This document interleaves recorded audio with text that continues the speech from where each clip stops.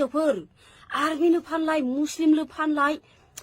आरो सोरबा बोराय हौवानो फानलाय हारियानायाव थांनानै फानहैलाय बिदि फानोनो आलु बिब' बैथालि गुन्दि बाजारि नोंखौबो बेबायदि होनगोरगोन आं फानग्रा साला हाय हेलौ लोगोफोर गिबियावनो नोंथांमोनखौ आंनि मोनसे गोदान भिडिअ बयखौबो बरायहरनाय थाबाय आरोना लोगोफोर थ' लोगोफोर जायखियानो जादोला बे समावहाय आङो नै मोनसे जाहारबारि गेजेरावहाय बेरायनो फैदोंमोन आरोना लोगोफोर थ' बेहायनो आं हरखाबै मोनसे फेसबुकआवहाय मोनसे भिडिअ नुदों आरोना लोगोफोर माने आलुनि बिब' जाहैदों आरोना लोगोफोर आलुनि बिब'जों लोगोसे आजोलि ना अनजालि होनना बुङो बिथाङाबो फेसबुक सालायबाय थायो आरोना लोगोफोर थ' बिथांमोननि सानैनि गेजेराव ओरैबायदि दावराव जागासिनो दङ दायो ससियेल मिडियाआव नङा होमब्ला माबा फानि हौवा साथाम लानाय सानै लानाय गथ' गोनां माबा गोनां माने गावजों गावनो माने हिन्जावजों हिन्जावनो बेफोरबायदि दावराव जाबाय थायोब्ला मा जागोन आरोना लोगोफोर थ' लोगोफोर जायखियानो जादोला बे समावहाय नोंथांमोना सोरबाफोर नुबायबो जानो हागौ आरो नुवाखैबो जानो हागौ आरोना लोगोफोर थ' नुवाखैब्ला नोंथांमोना आंनि चेनेलनि गेजेरजों आंनि भिडिअनि गेजेरजों भिडिअखौ जोबजासिम नायलांबाय था अब्लानो बुजि मोनगोन आरोना लोगोफोर थ' आं दायो बांद्राय गोबाव खालामबाय थालासै सिदा डिसक्लेमारखौ लागायनानै थुलुंगानाय लांदो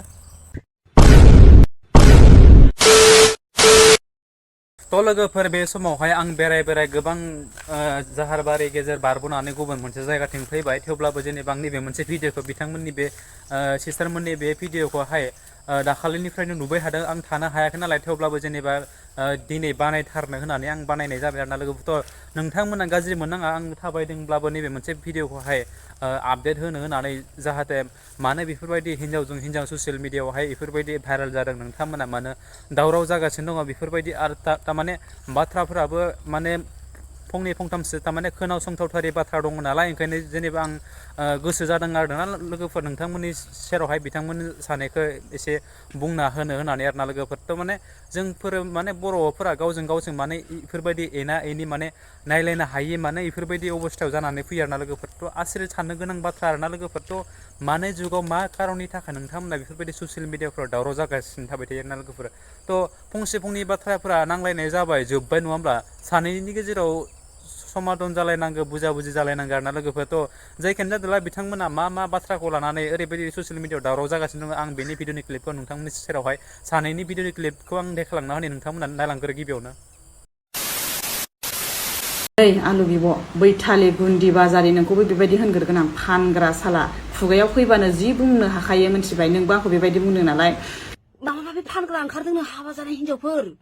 आर्मिनो फानलाय मुस्लिमनो फानलाय आरो सोरबा बोराय हौवानो फानलाय हारियानायाव थांनानै फानहैलाय बिदि फानोनो आरो जाय मानसिया नोंनो बेबायदि राव खोन्थाहरदोंना नों आंनिसिम लाबो आं लकेसन हरगोन आं नोङो लकेसन हरबा नोङो आंखौ बे मानसिखौ लाबो नोङो सोर नोंनो खोन्थाहरदों बेबायदिखौ सथाम सबै खालामगोन आं मिथिबाय आंनि पावारखौ नों मा सानदों हा मा सानदों आंखौ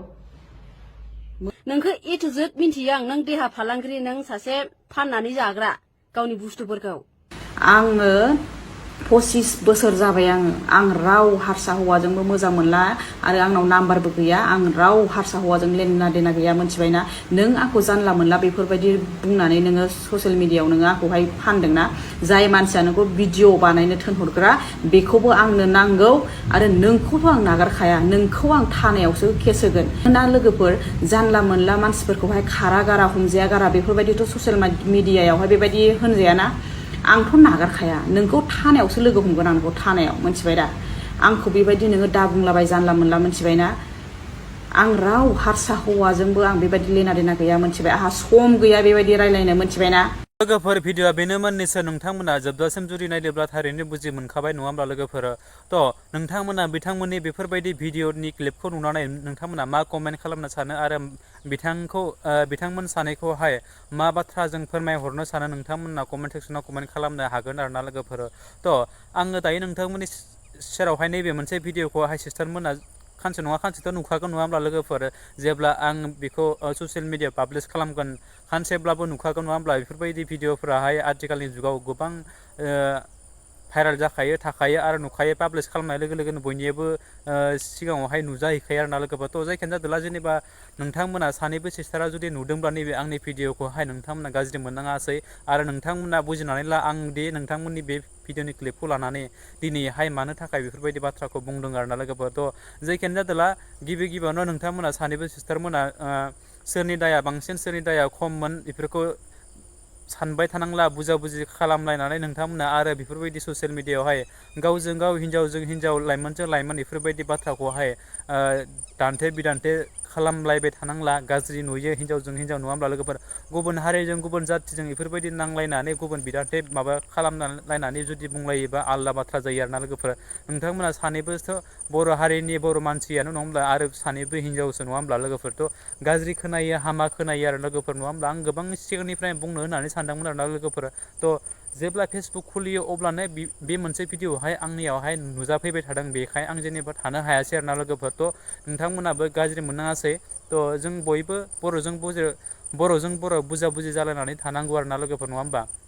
माने आथिखालाव जोंनि बर' समाजाव बेफोरबायदि माने ससियेल मिडियाफ्राव गावजों गाव माने दान्थे बिदान्थे बैनि बाथ्राखौ बैनि बाथ्राखौ बैनि बेफोरबायदि माने फिदिंलायबाय थानाया ओरैबायदि बारा जालांनो हमदों आरोना लोगोफोर बेफोरबायदियाव जोंनि बर' हारिया माब्ला खौसे जानो आरो लोगोफोर नङा होमब्ला लोगोफोर ओरैनो गोबां दावराव जागासिनो दोङो जोंनि बर' हिन्जावफोरा बर' माहारिफोराहाय गुबुन हारिजों हाबा जालांनाय गुबुन हारिजों दोनखाजालांनाय गुबुन हारिजों जिनारि जालांनाय बेफोरबायदिनि थाखायनो जों गोजानाव थानो सानदों आरो बेफोरबायदि ससियेल मिडियायाव गावजों गावनो दान्थे बिदान्थे जुदि जालायबाय थायोब्ला मा जानांगौ नङाब्ला लोगोफोर हिन्जावजों हिन्जाव आरो नङाब्ला बर'जों बर' नङा होमब्ला जायखियानो जादोला लोगोफोर नोंथांमोनाबो जुदि नैफोरबायदि भिडिअखौ लाबोनायाव आंनि फारसे माबा मोनसे गेना गोरोन्थि जादोंब्ला आं बयनियावबो निमाहा बिबाय आरो नोंथांमोना सिस्टारमोनाबो जुदि नुसनबायदोंब्ला निमाहा होबानो जाबाय आं जास्ट नोंथांमोननि बेफोरबायदि जेनेबा ससियेल मिडियाफोराव बारे बारे फैबाय थानायनि थाखाय आं दुखु मोननानै जेनेबा नैबे मोनसे भिडिअखौ बानायनाय जाबाय लोगोफोर नङा होमब्ला थ'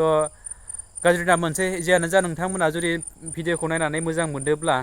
आंनि चेनेलावहाय गोदानब्ला चेनेलखौ साबसक्राइब खालामदो लोगोसे लाइक कमेन्ट एन्ड शेयार खालामदो जोबनायाव बे खनायाव थानाय बेल आइकनखौ दाबायना होदो आरोना लोगोफोरथ' आं गोदान भिडिअ होयोब्ला गिबि नोंथांमोननियाव